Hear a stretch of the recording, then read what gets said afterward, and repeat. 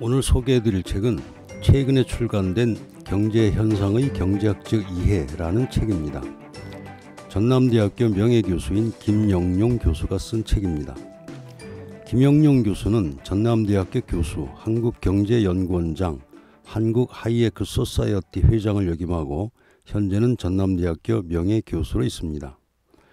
경제현상의 경제학적 이해에 담겨있는 내용을 개략적으로 소개하기 위해서는 저자의 머릿말을 소개하는 것이 가장 좋을 듯합니다.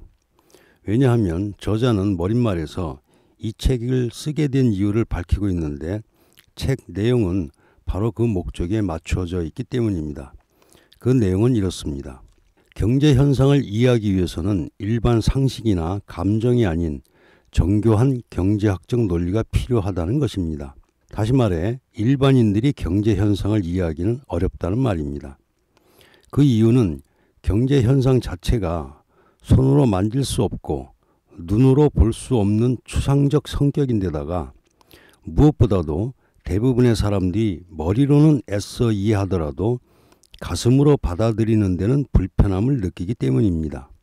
우리 인간의 문화적 DNA는 기나긴 세월 지속됐던 수렵 채취 시대에 형성된 것이고 따라서 원시 감정에 친숙한 대부분의 사람들은 현대와 같이 복잡하고 유기적으로 돌아가는 세상의 이치를 머리로 이해하기 어렵거나 이해하더라도 가슴으로 공감하는 데는 어려움을 겪는다는 것입니다.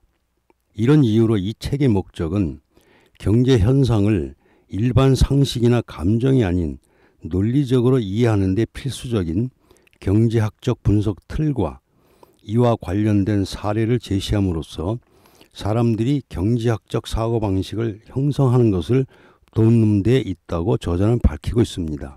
이런 목적에서 쓰여진 이 책은 따라서 어떤 이론이나 이론 체계를 체계적으로 설명한 것은 아닙니다.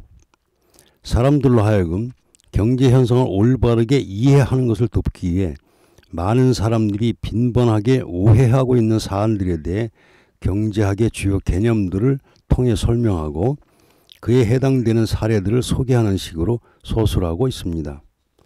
이 책을 읽고 나면 지금까지 세계적으로 특히 우리나라에서 있어 왔던 그리고 현재도 진행 중인 경제 관련 여러 논란들에 대해서 보다 논리적인 경제학적 이해를 하게 될 것입니다.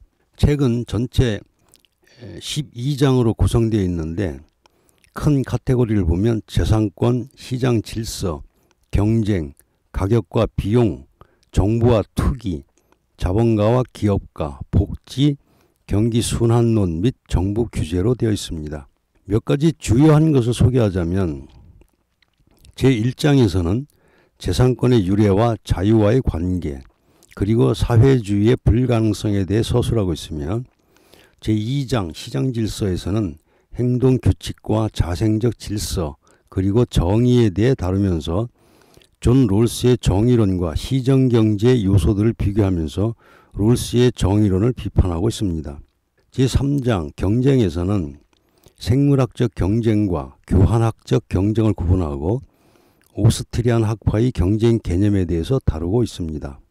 제5장과 6장에서는 비용의 주관적 성격을 강조하고 나아가 생산 비용이 가격을 결정하는 것이 아니라 가격이 생산 비용을 결정한다는 것을 강조하고 있습니다.